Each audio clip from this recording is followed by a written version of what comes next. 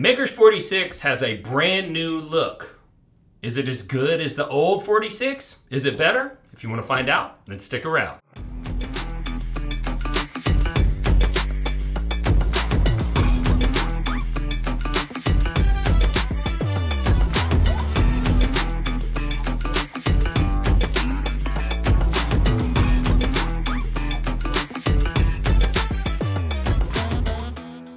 All right, we're back with our special guest, Conrad, who has another bottle to share with us for the podcast.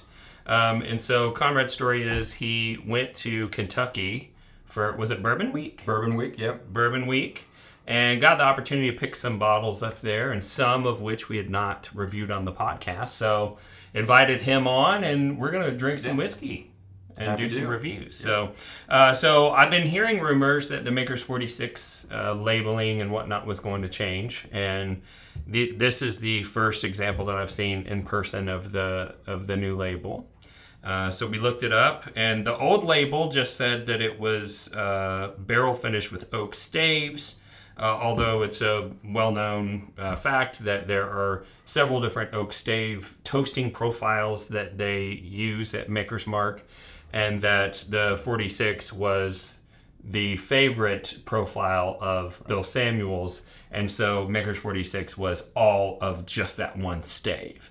And we believe that this is the same product, just kind of rebranded. But now it says that it is French oaked on it. So don't know what the impetus for that was. Maybe because French oak has gotten popular in whiskey, I don't know. But if you go to Maker's Mark, they have different, you can buy different flavor profiles with different staves. Like some of the staff will pick on a quarterly or monthly basis and come out with it, and they label it however they want. And so you have an opportunity to buy some different profiles depending upon what they have available. So that's kind of a neat concept. So that's the private select. Maker's Mark private selects are done that way. So there are 10 different staves, and you get to taste the individual components that are made with those staves, and then you do a blend with those components, and then they, based on what you select, they will put that number of staves into a barrel for aging, and then they bottle that separate. And Maker's Mark needed to do that because they rotate barrels inside their warehouse, and that makes it so that their single barrels don't have as much discrepancy in flavor between the various barrels because they don't all age in one spot. And so to release something that's like a single barrel product, which the whiskey nerds were looking for, that didn't, you know, taste just like the regular product, they needed to do some sort of a finishing series. So they came up with the Maker's Mark Private Select, and they always have some special profiles that are picked by staff or whatever available there at the distillery. And so I poured a little of my old Maker's 46, and let's see if you can get that bad boy open. It's a tight cork. Cork's gone. Uh-oh. Oh, it's a screw top. Oh, okay. There you go. That would explain it. That would explain it. Did you just live and learn? Did you just power that thing off? Yeah. That's awesome. Look at that. How strong do you have to be to just pull a screw top off? This one's got a normal cork, though. Does it? Okay, that is an interesting little tidbit. All right, so the source of the whiskey is he bought these bottles, so this is not media. The story is that this is just a regular Maker's Mark product that has some finishing staves submerged in it, I believe, for 9 months. The SKU is called 46, and we're also going to discuss the cash strength. The proof of both of these is, what'd you say, 94? Yep, 94. Both are 94 proof, so they didn't change the proof when they did the rebranding. The SRP for this bottle at the distillery was $46. $46, so not a bad price. Right. And they stuck with a 750 ml, so good for them. All right, so those are the bottle details. Let's talk about tasting notes. That is my old bottle of 46.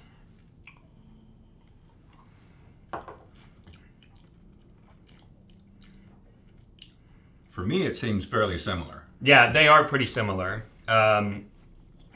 There is a slight difference. I think that there's a little bit more of a sweeter profile on the new bottle, but I don't think that that's necessarily from any procedural differences, as much as it is that it could just be batch variants, you know.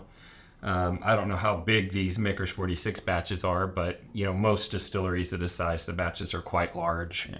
You know, I'd say at least 50 barrels up to, you know, 250, 300 barrels in some of these batches. And there's not a ton of batch variants, but there could be a little bit, especially with oak finishing staves. You know, if you had some staves that happen to release a little bit more flavor compounds into the whiskey, it would be possible to get something that was slightly sweeter. But I would say it is safe to say that if you were already a Makers 46 fan, you are going to have no problems with this new release. Yeah, absolutely.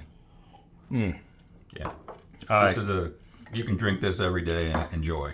I'm going to combine those two, and I'm going to switch over to this cask strength.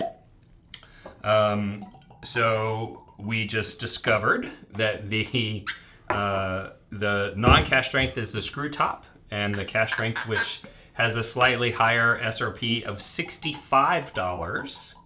And what's the proof on this one? Proof is 110.6. 110.6. So we're going from 94 to 110.6. Price went up from 46 to 65. So let's see how this one is.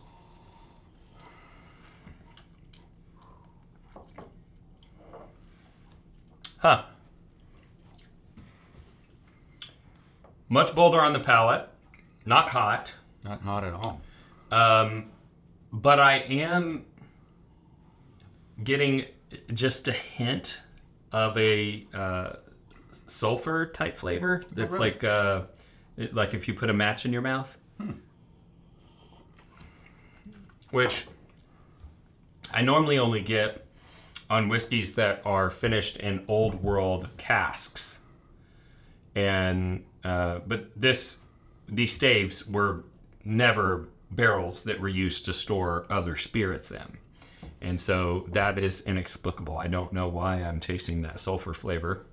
The old world casks sometimes get treated with a sulfite solution, and most people can't taste it, and I can because I'm a sulfur super taster. But it does pop out a little bit on this for me, not in a bad way. Adds a layer of complexity. I think I preferred this one over the generic. I would have to say so as well. So if you were going to rate these two guys, where would you rate these? I would say on the regular 94 proof, that's going to be in the low 80s for me. Probably somewhere in the 82, 83 range, something like that. And I'm going to give a few more points to the cask strength. I'm going to take that one up to about 87 for me. I can agree with that. Okay. Seems reasonable. Seems reasonable, yeah. And then, are these a buy or a pass for you? I think they're buys for me. Mm-hmm. Yeah. And I wouldn't go into a bar or whatever, taking a shot of that every now and then would be fine with me. Yeah. Absolutely. Yeah, and I could even see this as maybe a after dinner drink with dessert. I can tell you right now that if you drink either one of these with creme brulee, it would blow your freaking mind. For sure. Lindsay and I have been experimenting with creme brulee this week. Since by the way, happy anniversary. Oh, thank you. Yeah, so for our anniversary, we went out, and often the only dessert they have on the menu that she can eat because she's gluten-free is creme brulee. And then she came home and made creme brulee from scratch with fresh vanilla bean pods. And it was way better than the $18 creme brulee we got at the expensive steak restaurant. So, but both of which we experimented with bourbons, and they were amazing. So what do you say we give away some whiskey? Sure, absolutely. So I think it'd be fun to let them experience what we just experienced. It's fun to try the old next to the new to see if you identify a difference. and then to try the cask strength next to the 94 proof. How many 1 ounce sample winners do you want there to be? 3 to 5. Okay. That's your normal number, right? Between 3 and 5. Yeah, let's do 3 because this bottle's low, and I can't get another blue wax to make it the same. Sometimes I roll the dice, and then Chrissy Lynn comes up here to pour the samples, and she goes, "Oh, we got maybe 3.5, pours. you know, three light. No, pours. I feel so bad sending people samples that are not full. So, yeah, I usually run out and buy a replacement bottle so we can fulfill the order. But let's not risk it. Let's do 3 winners on this one. And all you have to do to enter to win this free giveaway is like this video, subscribe to the channel, ring the bell to get notifications of future content pieces and future giveaways, because we do a giveaway on every episode. And most importantly, you got to go to the video description below the player box on YouTube, and there's a link in there that says free giveaway. Click it, fill in your basic contact information. We will run a randomizer, and we will post the results publicly on YouTube posts for accountability. Reach out to the winners, get your address, and mail you your samples absolutely for free. And if you like this content and you're interested in supporting the channel, we have 3 ways. The first is to join Patreon. You're a Patreon member, right? Yes, absolutely. And we got a lot of member benefits over there, and we have a Patreon level for every budget. So it goes all the way down to $5 per month. But we've got some higher levels of access that have some specialty features. So definitely go check that out. And then you could also support the channel by checking out our merch. And I have a pretty good suspicion that if you go look at what we have at bourbonrealtalk.com, you'll find something you feel like you can't live without, because everything that we sell, I made as a whiskey lover to solve a whiskey problem that there wasn't a solution for. So, and what's this over here? That's my aroma kit. I had that out for you just in case you wanted to try and throw out some notes. But with these Maker's Mark toasted, it's generally oak, smoke, caramelized wood sugar, you know, toffee, something like that. Yeah. So so we haven't used it yet, but yeah, that's our aroma kit to help you develop your palate. And we have our own glasses that are designed for higher proof spirits like we drink here in the United States, and a lot of other great things. So you can check that out. And last but not least, my day job is as a realtor, and I operate in the Dallas and Houston metro areas. And if you wanted to support, you could consider interviewing me as your realtor in one of those areas. All 3 ways to support the channel, there are links for in the video description on YouTube below the player. And if this is your first time tuning into the channel, I'd like to thank you for the view and also tell you a little bit about our philosophy. We're about more than just educating people about whiskey. We want to help bring people together into community. And that's something that's a mission of mine, because I lost a loved one to suicide. And that motivated me to want to try to help people make sure that they were connected to this world.